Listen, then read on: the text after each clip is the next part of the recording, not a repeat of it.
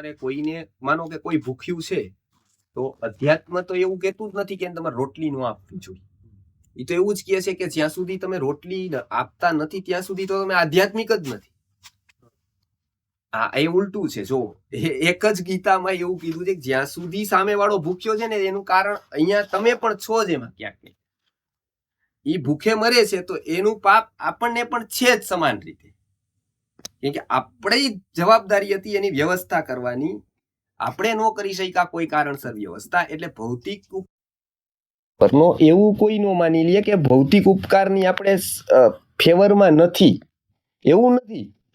એવા બધા જ ભૌતિક ઉપકારો કૃષ્ણએ પોતે કર્યા છે, બરાબર છે. પણ ભૌતિક ઉપકારે એન્ડ માની લેવો અને એને સર્વસ્વ માની લેવું ત્યાં પ્રશ્ન છે. એ જીવનની પેલી પંક્તિ છે કે જેને છેલ્લી માની લે. જીવનની એ પેલી પંક્તિ છે કે ભૌતિક ઉપકાર પેલો ઉપકાર છે, પછીનો ઉપકાર છે એ આત્મિક ઉપકાર છે, બરોબર. અહીંયા જે પ્રશ્ન આવે છે એ ભૌતિક ઉપકારમાં જ એનું જીવન પૂરું થઈ જાય છે. એનાથી વધારે એ લોકો જ્ઞાનને શું કરે છે કે ભાઈ જ્ઞાનની કઈ જરૂર નથી, અમે સારું કામ કરીએ છીએ ને એટલું બસ છે. અહીંયા પ્રશ્ન ત્યાં પૂરો થઈ જાય છે. કેમ કે હવે એને શું થઈ ગયું, ભૌતિક ઉપકાર એને તારવા વાળો બનતો તો એ મારવા વાળો બનશે. કેમ કે એ જ એને નડી ગયો ક્યાં, તો કે જ્ઞાન સુધી પહોંચવામાં એ જ નડ્યો એને. જો એને શું માની લીધું, કોઈ વ્યક્તિ છે એને નડ્યું શું કે ભાઈ એ ખૂબ દુઃખી હતો. અહીંના દુઃખી ઘણા બધા હતા, બરાબર છે. પછી અહીંયા એ લોકોને કઈ મળ્યું નહીં એટલે આફ્રિકા જવા રવાના થયા. એમાં કેટલાક લોકો મુંબઈ સુધી પહોંચ્યા, બરોબર. ઈ મુંબઈ સુધી પહોંચ્યા એમાં કેટલાક લોકોએ કીધું કે ત્યાં થોડું જવાય, અમારે ત્યાં જ રોકાઈ જાવ. હવે આગ્રહ કરવાના તો સગા જ હતા એના, કોઈ વિરોધી નહોતા, પણ આગ્રહ કર્યો, બધી વસ્તુનું નાનું મોટું ગોઠવી દીધું. અડધા ત્યાં આફ્રિકા વયા ગયા, અડધા રોકાઈ ગયા મુંબઈ. અડધા રોકાઈ ગયા હજી ત્યાં જ છે, અડધા વયા ગયા ઈ ઘણા બધા આગળ વયા ગયા, સુખી થઈ ગયા. ઈ પોતાની વાત કહેતા હતા અમને, બરોબર. હવે પ્રશ્ન એવો થયો જેને રોક્યા એના હિતેચ્છુ હતા કે નહોતા? એનું સારું જ કરવા માંગતા રોકીને કે ભાઈ અહીંયા વ્યવસ્થા કરી દઈ, પણ અંતે એનું સારું થયું ખરાબ થયું એની મોઢે અત્યારે સાંભળીએ તો કે અંતે એનું ખરાબ થયું ને. ઈ માને છે તેની ગયા હોત ને અમે તો 2 મહિના જ સ્ટ્રગલ હતી, બાકી કઈ હતી જ નહીં. ફટાફટ સેટ થતા હતા, બધું મળી જતું હતું, વિઝા બીજા હતા જ નહીં કાંઈ, તરત ત્યાં વયા ગયા. અત્યારે ઈર્ષ્યા કરે છે, ખારું તેદી અમે બેસી ગયા હોત ને, પણ તેદી એનું કોઈ નહોતું તે વયા ગયા. આ લોકો અહીંયા રોકાઈ ગયા. ઈ ભૌતિક સુવિધા જે હતી ને ઈ એના માટે એક પિંજરું બની ગઈ માનો. ઈ કે એના કરતા રોકાણા હોત ને તો સારું હતું. અમને ત્યાં 5 દિવસ 10 દિવસ નો મળ્યો હોત ને ઉતારો તો અમે બેસી ગયા હોત સ્ટીમરમાં, અને બેસીને વયા ગયા હોત તો અમે પણ આ ત્યાં જ સેટ થઈ ગયા હોત. આજે હવે અહીંયા રહીએ છે ને ત્યાં જ છે. આનું શું થયું કે એ વ્યક્તિને ક્યાંક બ્રેક લાગી ગઈ. ભૌતિક ઉપકાર કરવાની ના નથી અને એ કરવો જ જોઈએ પ્રત્યેક વ્યક્તિએ, પણ ત્યાં એ એન્ડ નથી. એનાથી એને જ્ઞાનની ઉપેક્ષા ન કરાય.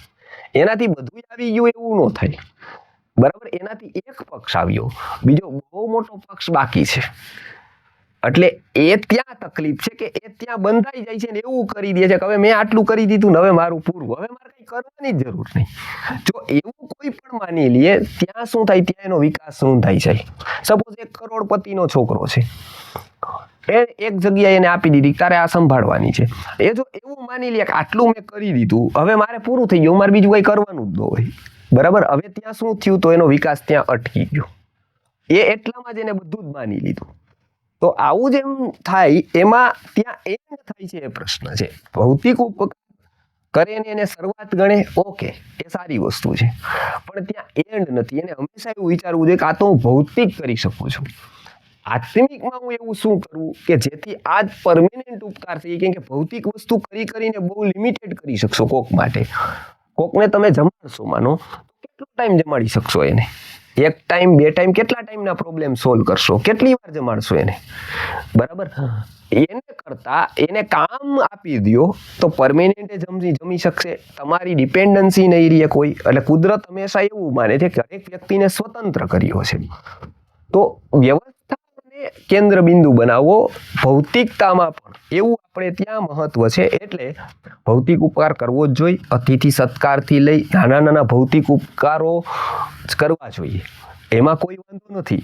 પણ આત્માને ભૂલીને નહીં. એવું નહીં કે ચાલો આટલું કરી દીધું એટલે બધું જ આવી ગયું, એવું નથી. એ બહુ નાની વાત છે. એનું બહુ મોટું મહત્વ નથી જેટલું અત્યારે કહેવામાં આવે છે એટલું.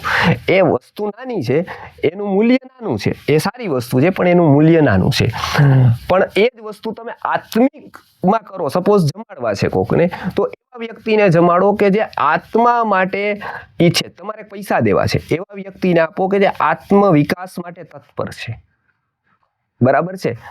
એવા વ્યક્તિને આપો કે જે આત્મસિદ્ધિ કરવા માંગે છે. એ પણ એક ઉપકાર છે.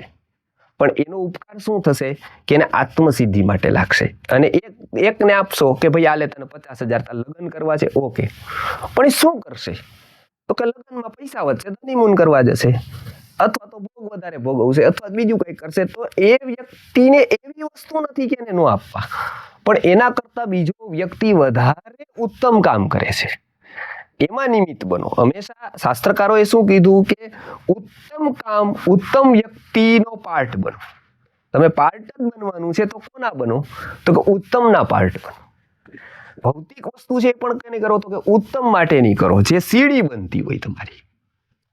એટલે આવા ભૌતિક કામ પણ કરવાના. નાના લોકો માટે પણ ઉપકારની વ્યવસ્થા છે. બધા ઉપર ભાવ ઉપકાર ન થઈ શકે. કોકની ઉપર તો દ્રવ્ય ઉપકાર કરવાનો જ હોય, પણ ભાવ ઉપકાર ભૂલીને દ્રવ્ય ઉપકાર ન કરાય.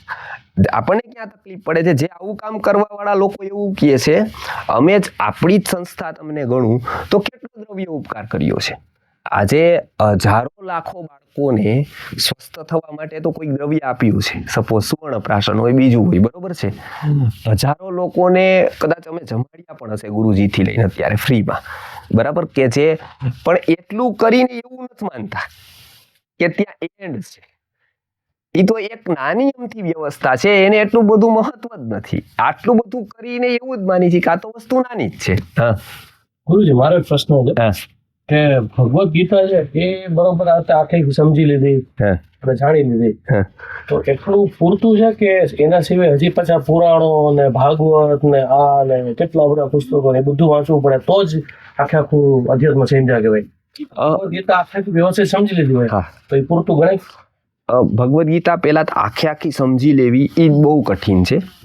એટલે પેલો પ્રશ્ન ત્યાં છે.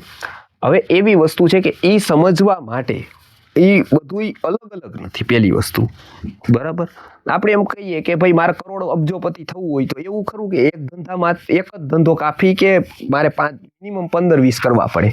તો જેને એની ભ્રાંતિ છે ને કે 15-20 ધંધાથી લોકો કરોડપતિ થાય, એટલે બીજા ક્યાંય નથી રહેતા. જોજો તમે, વાંઈ કરે તો અબજોપતિ થવા માટે 50 ધંધાની જરૂર નથી, એક જ કરવાની જરૂર છે. બરાબર? મલ્ટિપલ બિઝનેસ છે, 10 જગ્યાએ ડાયરેક્ટર છું, પણ બધી ધક્કા જ ખાતો હોય છું, બરાબર? એ કઈ દમ ન હોય, સમજી એને ડાયરેક્ટર છે. તો એનું કોઈ મહત્વ નથી કે કેટલી જગ્યાએ ડાયરેક્ટર છે, કેટલી ધંધા કરે છે, એ કેવી રીતે કરે છે, એનું વિઝન શું છે, એનું બહુ મહત્વ છે. અધ્યાત્મમાં પણ એવું છે. અનેક પુરાણો, અનેક શાસ્ત્રો, અનેક વસ્તુઓ છે, બરોબર.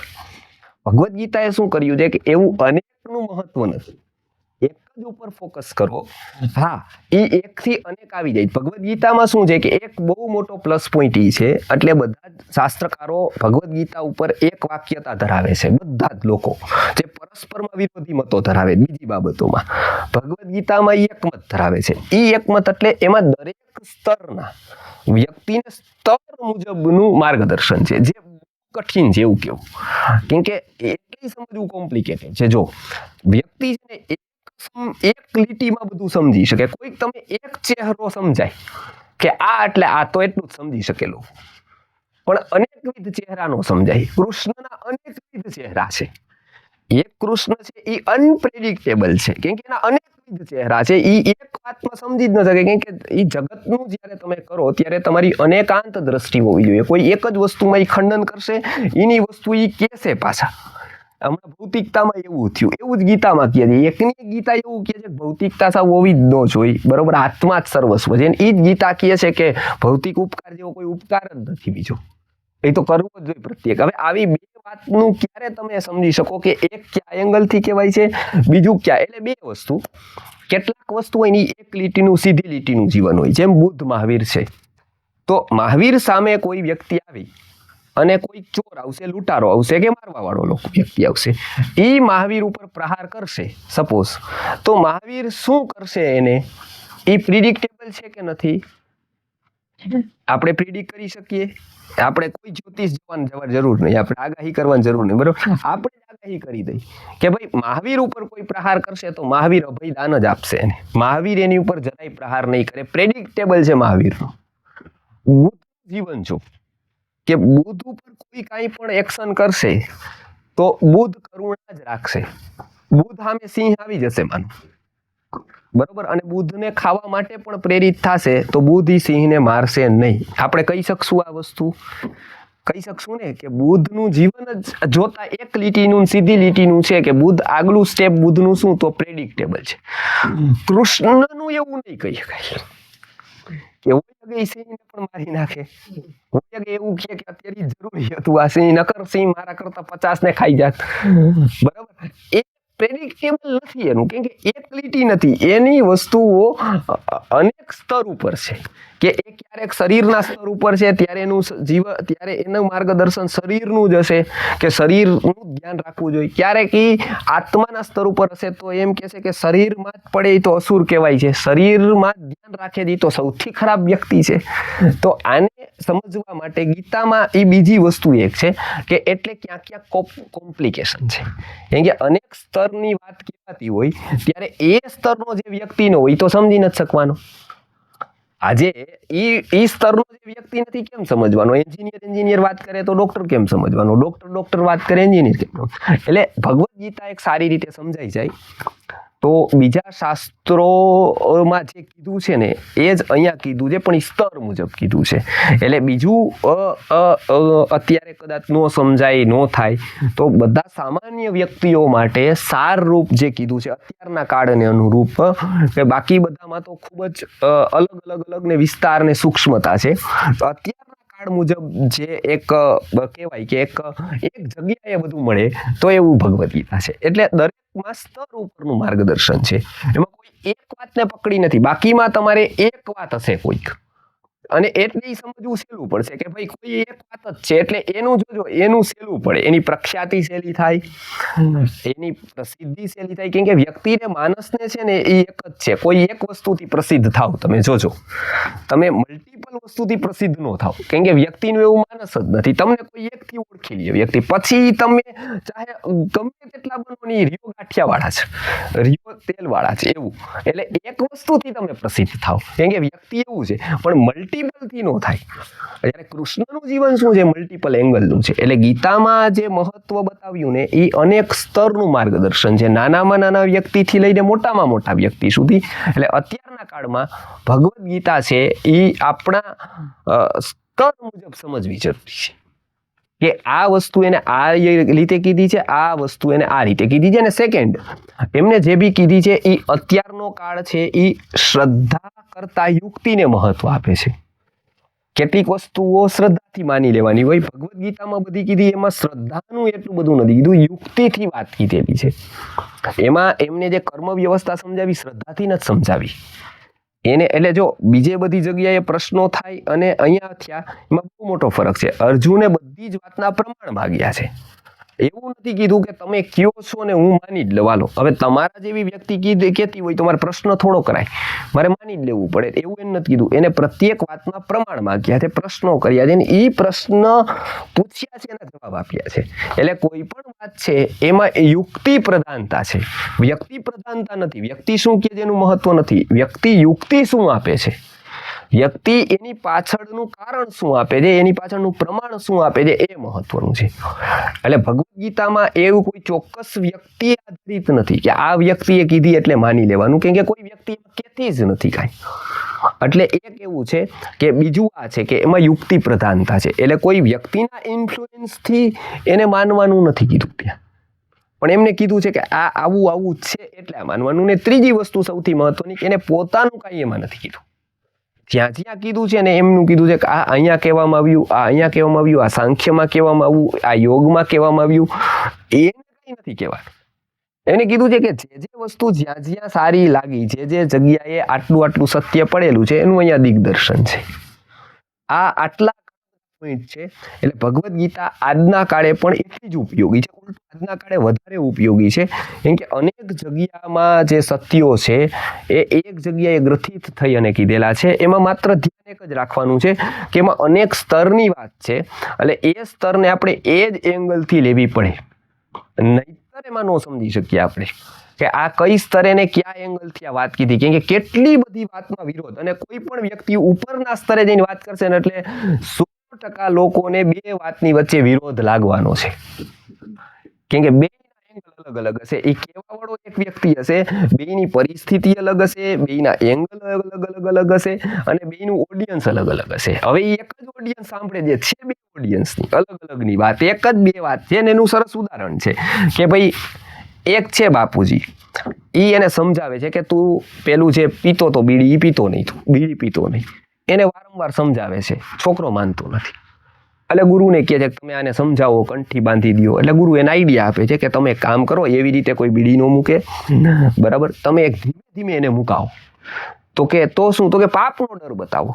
તો એટલે હવે એને બીજી યુક્તિ કહે છે કે ઓકે, તો શું બતાવું? તો કે તમે એને એક કામ કરો, એમ કહો કે તું બીજા દિવસે બીડી પીએનો વાંધો નહીં, પણ કમસે કમ એકાદશી એ તો પીતો નહીં. એકાદશી તો અમે કોઈ જમતા જ નથી, જો તો તું ખાલી અમે જમવાનું મૂકી દઈને, પાણી મૂકી દઈ, નિર્જલાના દિવસે તું બીડી ન મૂકી શકે એક દિવસ, તો એ સમજશે. એટલે એકાદશીના દિવસે મૂકશે. પણ તમારે ધીરે ધીરે કહેવાનું કે હવે પાછી બીજો કોઈ પ્રદોષ આવતો હોય તો ત્યારે કહેવાનું, પછી પાછું કહેવાનું કે હવે રીક્તા તિથિએ મૂકી દે, પછી કહેવાનું કે હવે પૂર્ણિમાએ મૂકી દે. એમ કરતા કરતા એને બીડી મુકાવો. આને આઈડિયો સરસ લાગી ગયો કે ના આ તો બરાબર છે. હવે એને કીધું, હવે આ તો ગુરુએ કીધું આને, હવે ગુરુ કહે એ બરાબર, હવે આને સમજી લીધું, આને સમજી લીધું. હવે એનો મોટો દીકરો આવ્યો, સાથે નાનો પણ હતો, એટલે આને કહેવાની શરૂઆત કરી, જો બેટા આપણે તું બીડી પીએનો મને કાંઈ વાંધો નથી, પણ તું છે ને એકાદશીના દિવસે પીને એનો મને વાંધો છે. એટલે એકાદશીને દીતાર નહીં પીવાની, બાકી બીડીમાં કાંઈ વાંધો જ નથી. હવે પેલો નાનો છોકરો સાંભળતો હતો, હવે એને સાંભળ્યું કે બીડીમાં કઈ વાંધો જ નથી, બરાબર, કે એકાદશી બીડી પીએ માં જ વાંધો છે, બીડી તો કઈ વાંધો જ નથી. હવે એને બી આને તો મૂકી કે નહીં, ઓલાઈ ચાલુ કરી, બરાબર. હવે શું થયું અહીંયા? તો કે અહીંયા એ વાત આના માટે હતી, એ એક શેના માટે હતી? તો કે એક સત્ય હતું કે ભાઈ એને ગમે એમ કરીને મુકાવી છે, તો શરૂઆત સીધી હાર્ડકોર થી ન કરતા ઓનાથી કરવી. એ પેલા એ સાંભળી લીધી, બરાબર છે. તો શું થયું અહીંયા કે ઓલાએ શરૂ કરી, તો એ તો ખોટું જ હતું. કેમ? તો કે ઉપદેશ અધિકારી બે અલગ અલગ હતા. આને ઉપદેશ અલગ પ્રકારનો હતો, ઓને ઉપદેશ અલગ પ્રકારનો હતો. ગુરુએ એ કીધું, પણ ગુરુએ એવું કહેતા ભૂલી ગયા કે ભાઈ એક વિચાર કેવું. અને આમાં શું થાય કે ગમે તેટલું ગુરુ કરે છતાંય ગુરુનો ક્યાંક તો રોલ રહે જ. કેમ કે ઓલો એવી જગ્યાએ કઈ કરી દે કે પછી સીધું બાજુ ગુરુને જ આવવું પડે. એટલે હંમેશા વ્યક્તિને જ્ઞાન કદાચ આપી શકાય, બરાબર, સમજણ અને નિખાર તો છે ને એના પૂર્વ જન્મના ઉગાડથી જ આવતા હોય, એમાં કોઈ ગુરુ કાંઈ ન કરી શકે, બરાબર. એટલે આ એક બહુ મહત્વનું છે. એટલે ગીતાની હંમેશા જરૂરિયાત છે અહીંયા.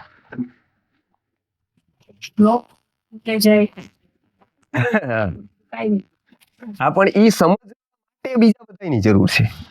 આપણે ઈ સમજાય, એક જ શ્લોક સમજાઈ જાય તો ઘણું બધું, પણ ઈ એક જ શ્લોક સમજવા માટે બીજા બધાની જરૂર છે. ત્યારે માંડ એક શ્લોક, એક જ આયુર્વેદ લઈ લ્યો, આયુર્વેદ જો કોઈ સરખી રીત નો સમજે ને તો લગભગ 25% ગીતા તેને ખબર જ ન પડી.